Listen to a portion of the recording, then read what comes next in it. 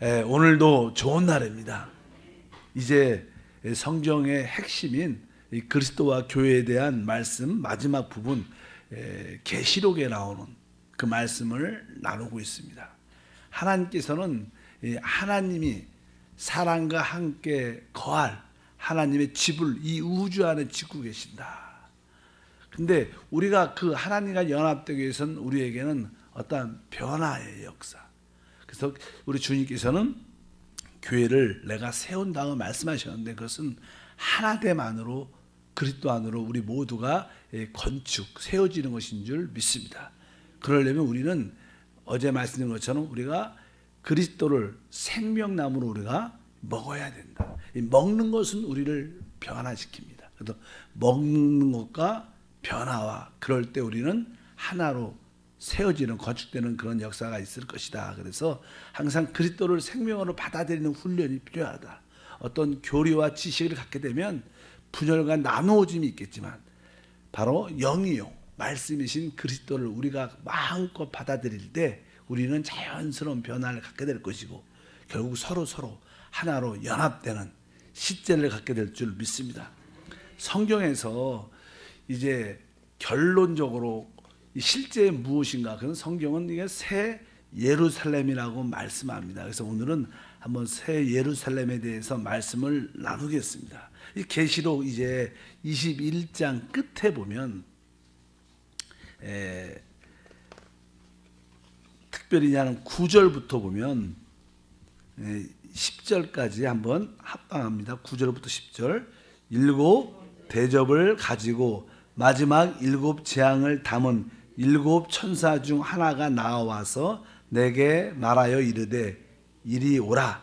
내가 신부 곧 어린 양의 아내를 내게 보이리라 하고 성령으로 나를 데리고 크고 높은 산으로 올라가 하나님께로부터 하늘에서 내려오는 거룩한 성 예루살렘을 보이니. 이렇게 시작합니다. 이제 주님께서는 이제 사도 요한에게 마지막 모든 것에 하나님의 결정체인 바로 어린 양의 신부, 바로 여기 보니까 보여주겠다 그러면서 크고 높은 산으로 올라가서 하늘에서 내려오는데 그것이 거룩한 성 새 예루살렘 이렇게 말씀합니다. 새 예루살렘. 이것이 신약 성경 전체의 결론입니다. 보통 우리가 이제 하는 성경을 이렇게 크게 보면 성경에는 두 가지 결론적인 모습이 하나 기록되어 있는데 하나는 뭐예요? 바로 이 새 예루살렘으로 모든 것이 끝납니다. 그러니까 이 새 예루살렘은 우리가 이 땅에서 하나님 안에서 그리스도 안에서 항상 긍정적이고 적극적이고 아주 새로운 것. 그러니까 그리스도 안에서 말합니다. 그러니까 뭐 세상에서도 새로운 것이 있겠지만 그러나 그리스도 안에서 하나님이 볼 때 항상 적극적이고 아주 그런 요소의 결정체가 무엇이냐? 새 예루살렘이고. 그래서 이 땅에서 하나님에 속한 가장 좋은 것들, 적극적인 것들은 다 새 예루살렘 성 안으로 모이게 될 것이고 반대로 이 땅에 하나님 볼 때 소극적이고 하나님 앞에 합당치 않는 것들은 다 성경에 보면 불못으로 던져집니다. 그러니까 성경은 두 가지 결론이 하나는 새 예루살렘 성가 하나는 영원히 불과 유황이 타는 불못으로 던져진다는 그런 말씀이 기록되어 있습니다. 그래서 우리 아까 계시록 새 예루살렘에 대한 말씀이 아까 21장에도 나왔고 바로 또 21장 1절과 2절에도 아까 나왔죠. 1절과 2절을 다시 한번 보면 1절과 2절도 또 내가 새 하늘과 새 땅을 보니 처음 하늘과 처음 땅이 없어졌고 바다도 다시 있지 않더라. 또 내가 보매 거룩한 성 새 예루살렘이 하나님께로부터 하늘에서 내려오니 그 준비한 것이 신부가 남편을 위하여 단장한 것 같더라. 그래서 성경의 모든 결론이 이 새 예루살렘이다. 그리고 아까 소극적이고 하나님에 볼 때 합당치 않는 것들의 결론은 무엇인가? 그것은 불못입니다. 그래서 우리 한번 20장에 보면 불못에 대한 그런 이야기가 기록되어 있죠. 뭐 사망 14절에 보니까 15절과 사망과 음부도 불못에 던져지니 이것은 둘째 사막 곧 불못이라. 그래서 이 우주의 쓰레기통 태워지는 가장 좋지 않은, 하나님의 보기에 합당치 않은, 하나님에게 속하지 않는 모든 것은 다 어디에 던져져요? 불못에. 거기에 특별히 사망, 우리가 말하는 이 죽음이라는 것조차도 어떤 하나의 실제죠. 이 죽음도 영원히 거기에 던져져서 다시는 우리 가운데 사망이 역사하지 못할 것이다. 여기 보니까 음부도 그렇다. 그래서 15절에 보니까 누구든지 생명체에 기록되지 못한 자는 불못에 던져지더라. 그래서 생명체, 그리스도의 생명을 얻지 못한 모든 사람들의 총체는 다 불못입니다. 그리고 이 불못에 아주 적극적으로 들어가는 나하고 적그리스도, 이렇게 말씀하죠. 그들을 따르는 자들. 그래서 19장에 보면요, 바로 그 앞에 19장 20절에 보면 마지막에 적그리스도가 잡혀지게 되죠. 그러니까 짐승이 19장 20절에 보니까 짐승이 잡히고 그 앞에 표적을 행하던 거짓 선지자도 함께 잡혔으니 이는 짐승의 표를 받고 그 우상에 경배하는 자들을 표적으로 미혹하던 자라.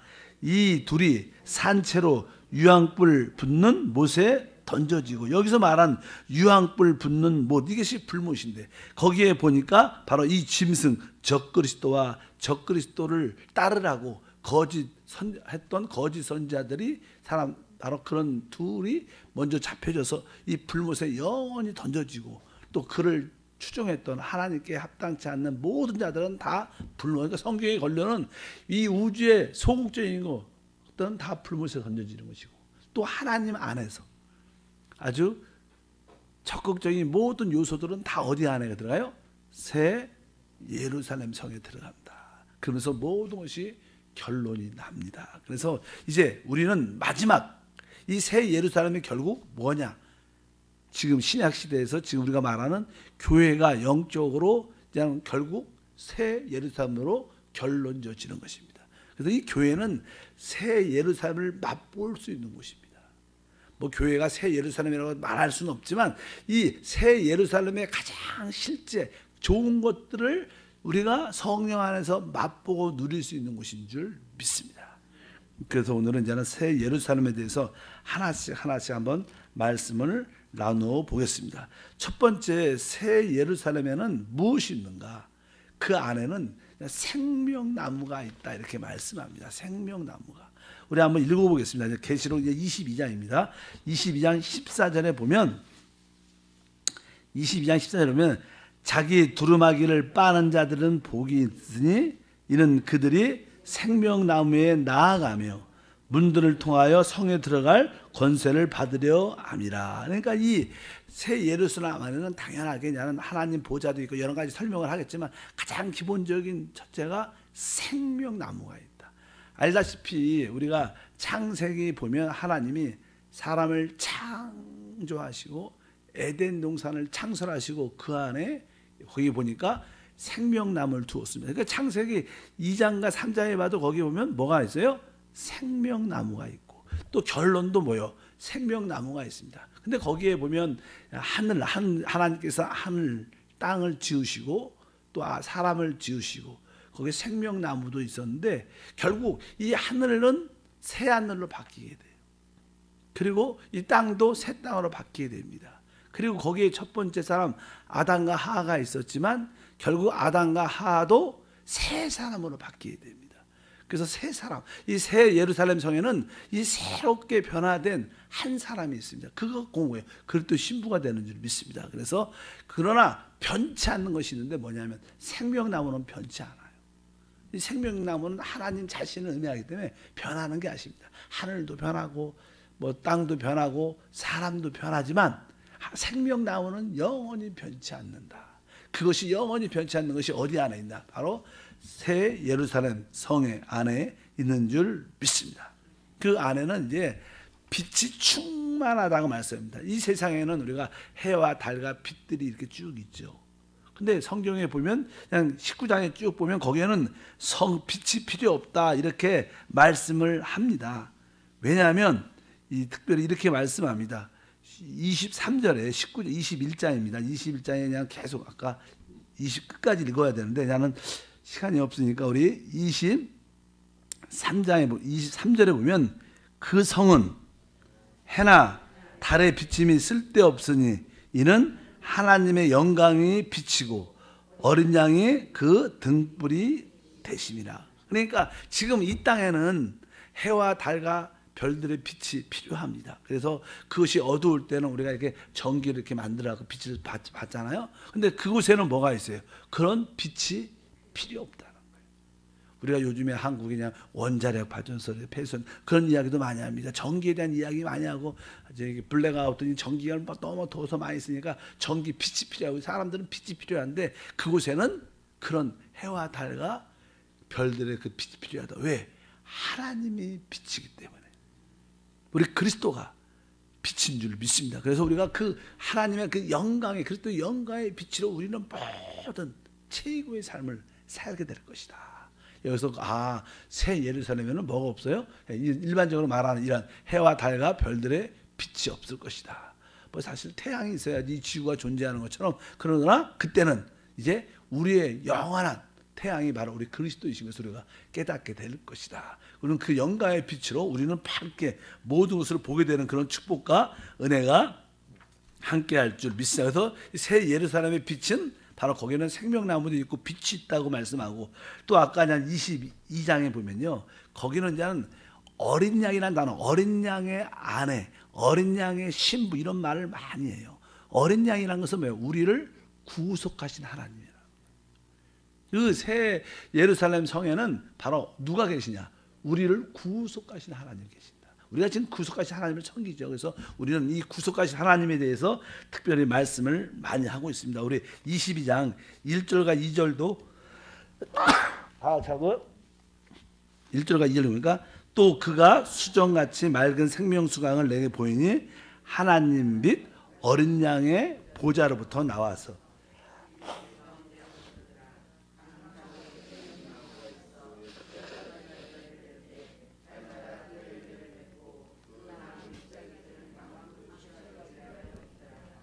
우리가 이제 하나님과 어린 양의 보좌. 근데 사실 이렇게 보면 하나님과 어린 양의 보좌에 하나님도 앉아 계시고 어린 양도 앉아 계신다. 보좌 자리가 하나인데. 근데 사실 그냥 그런 뜻은 아니고요. 이 바로 우리 하나님이 어디 바로 그리스도 어린 양 안에 계시다는 거예요. 우리 주님은 늘 이렇게 말씀합니다. 아버지가 내 안에, 내가 아버지 안에 있는 것을 너희가 알 것이다. 늘 그런 말씀하세요. 이게 그냥 하나님과 어린 양의 보좌할 때 두 분이 양쪽에 이렇게 앉아 계신다 그런 뜻이 아니라 뭐예요? 바로 어린 양이신 그리스도 안에 누가 계세요? 하나님 계십니다. 항상 이런 내주라는 그런 게 상호 내주라 그러죠. 우리들도 지금 뭐예요? 그리스도가 내 안에 계시고 내가 그리스도 안에 있다. 상호 내재하죠. 마찬가지로 삼일째 하나님의 실제는 아버지와 아들과 성령의 역사는 영적으로 볼 때 상호 내재입니다. 따로 이렇게 세 분이 있어갖고 줄이 세 분이 앉아갖고 물 통치하고 이런 뜻이 아닙니다. 그래서 삼위 뭐라 그래? 일체라 그러는 거예요. 그래서 상호 내재. 그래서 여기 보면 이 보좌에 어떻게 둘이 앉을 수 있을까? 그런 의미가 아니라 바로 어린 양 안에 하나님이 계시는. 그래서 그분이 그 보좌에 계시는. 그러니까 우리 하나님은 어떠한 하나님이냐? 바로 어린 양이신 우리를 구속하신 하나님. 그래서 우리가 늘 그런 얘기 많이 하죠. 우리가 참된 신앙생활 하려면 첫 번째 우리는 구속하신 하나님을 당연하게 알아야 돼. 근데 그 전에 그냥 유대인들은 어떤 하나님을 알았냐면 창조의 하나님을 창조의 하나님. 당연하지. 하늘과 땅과 우리가 믿는 하나님 뭐예요? 하늘과 땅과 이 가운데 모든 것을 창조하신 하나님. 유대인들은 창조하신 하나님을 창조의 하나님을 믿습니다. 그러나 우리 일반적인 우리 성도들은 뭐예요? 우리는 창조의 하나님도 믿을 뿐만 아니라 우리는 뭐예요? 그분의 피로 우리를 구속하신 구속의 하나님도 우리를 믿어요. 그래서 우리 하나님은 어린 양이십니다. 어린 양이신 하나님인데 근데 신앙이 좀 더 성숙하려면 그분이 우리 안에 이제 생명을 오신 하나님을 믿어야 돼요. 그분이 죽음과 부활을 통하여 성령을 우리 안에 오셨기 때문에 그래서 우리가 참된 신앙생활을 하지만 창조의 하나님뿐만 아니라 구속의 하나님뿐만 아니라 내 안에 생명 오신 그리스도의 하나님을 믿어야 진짜 우리가 승리의 신앙생활을 가질 수 있다. 보통 그냥 우리 교회 다니는 사람들은 구속의 하나님으로만 주로 만족하죠. 또 그렇게만 배웠기 때문에. 그러나 성경을 쭉 보면 바로 창조의 하나님, 구속의 하나님, 내 안에 계신 생명의 하나님을 믿으시길 바랍니다.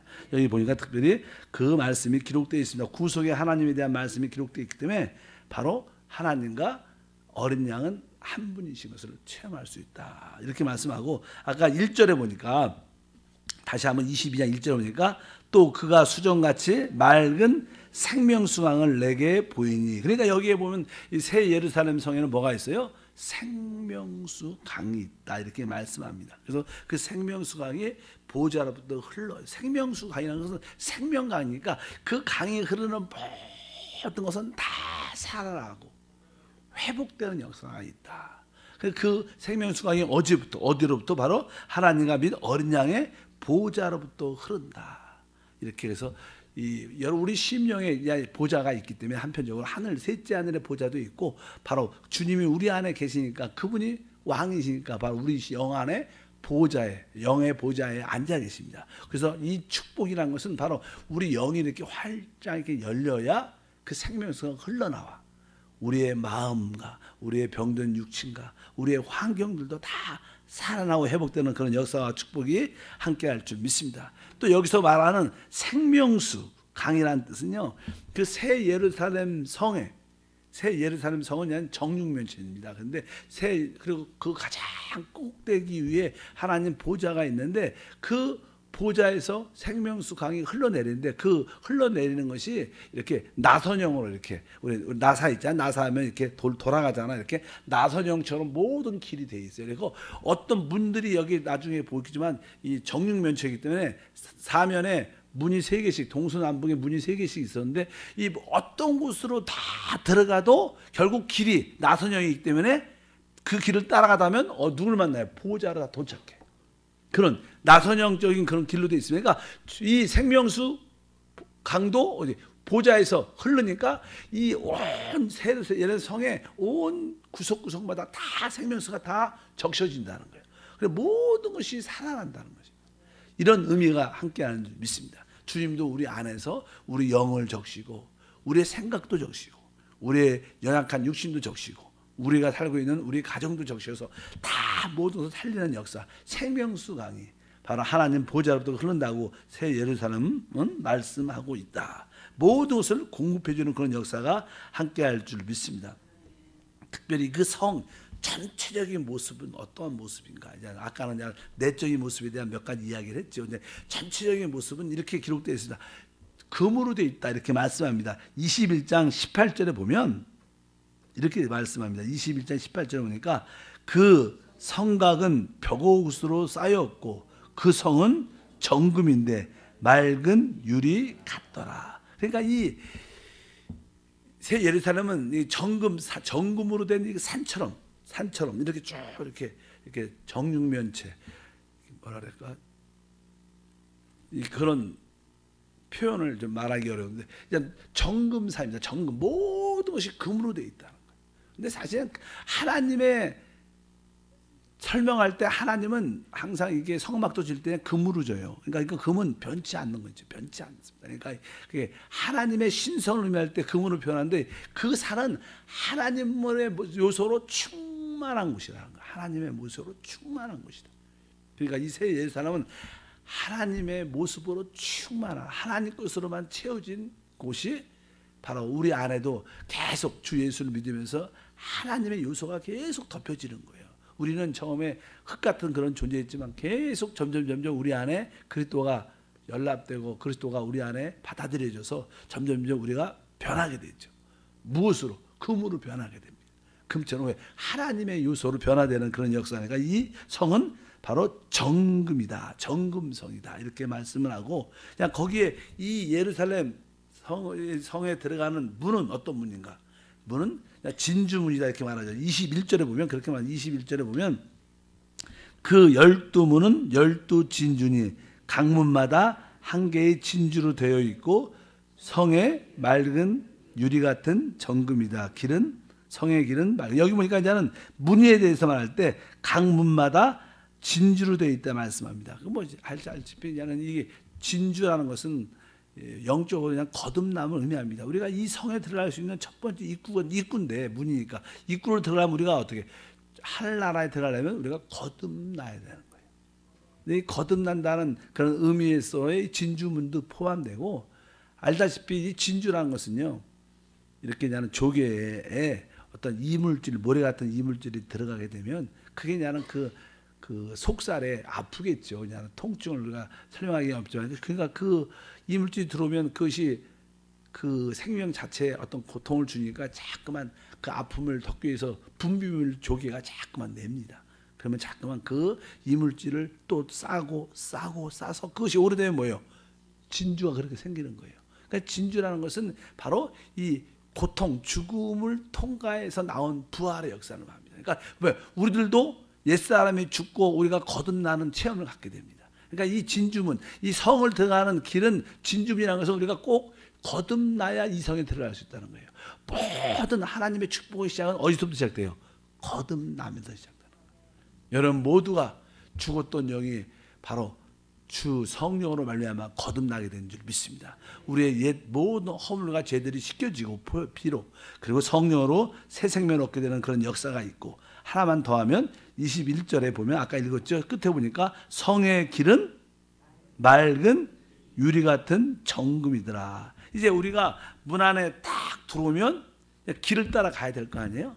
하나님 보좌인 데까지 쭉 길을 따라가는데 그 길이 무슨 길이냐? 바로 금으로 되어 있다. 이렇게 유리 같은 정금이다. 그러니까 우리 안에 이제는 내적으로 이제는 하나님의 법, 말씀이 우리 안에 기록되어 있습니다. 우리가 이제는 이 길이라는 것은 우리가 행함을 말하죠. 걸어가는 길을 말하는데 우리가 어떤 길을 가야 될 것인가? 뭐 이렇게 종종 이렇게 갈래길이 있을 때 이 길이 맞는가 저 길이 맞는가, 어떤 길을 갈 것인가. 근데 길이 무슨 길이에요? 정금이라는 것은 여러분 안에 하나님의 느낌이 있다는 거예요. 우리는 육신의 느낌을 따라 사는 게 아니라 바로 영의 느낌, 하나님이 우리 안에 계시기 때문에 하나님이 우리를 인도하는 그 길을 따라가야 된다. 우리의 신앙생활이 어떤 신앙생활, 내가 어떤 행동을 해야 되는가, 내 지적인 생각과 판단과 경험이 아니라 바로 내 안에 정금길, 바로 주님이 주시는 생명의 기름 부음을 따라 걸어가야 된다. 우리의 그런 삶은 합당한 행함이 될 것이고, 그것은 우리에게 놀라운 축복과 은혜가 될 것을 믿습니다. 기본적으로 이 정금산, 새 예루살렘은 큰 금으로 된 정금산일 뿐만 아니라 그 입구는 진주문이고, 실제로 그 길은 바로 정금의 길이다. 그래서 내가 주 예수를 믿고 거듭난 후로 나는 이제 오직 내 안에 계신 그리스도를 따라, 그리스도의 느낌을 따라, 성령을 따라 사는 것이 우리의 신앙생활의 실제입니다. 여러분들이 꼭 정금길을 걸어가기를 축복합니다. 한번 따라할까? 나는 정금길을 걸어갑니다. 그러니까 하나님의 본성의 길을, 느낌을 우리 안에 주실 때마다, 그 길을 따라갈 때마다 그 길은 결국 우리에게 승리와 축복을 가져오는 역사를 갖게 될 줄 믿습니다. 하나만 더 보면요, 19절 29절에 보면, 19절에 보니까 그 성의 성곽의 기초성은 각색 보석으로 꾸며졌다. 그러니까 아까 하는 이 성이 아까 전체적으로는 금으로 되어 있고, 그 입구는 바로 진주로 되어 있고, 길은 정금으로 되어 있고, 그 성의 전체적인 벽은 무엇으로 되어 있냐? 벽은 뭐라고 되어 있어요?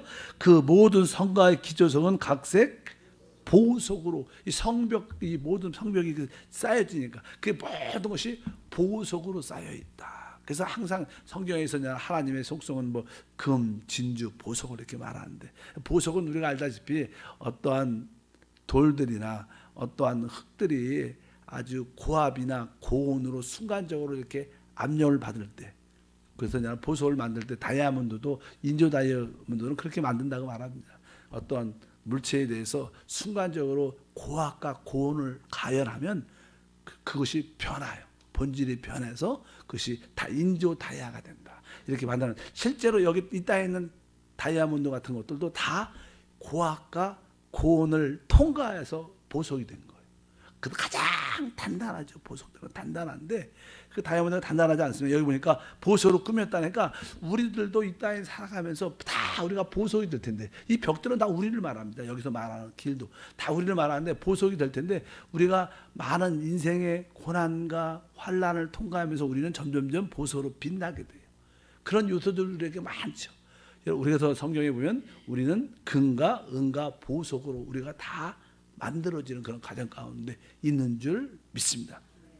여러분의 다가오는 뭐 환난, 어려움들을 이상한 일 당하는 것으로 생각하지 말고, 내가 지금 이러한 고온과 고압을 통해서 내가 보석으로 형성되는 가운데, 변화되는 가운데 있구나.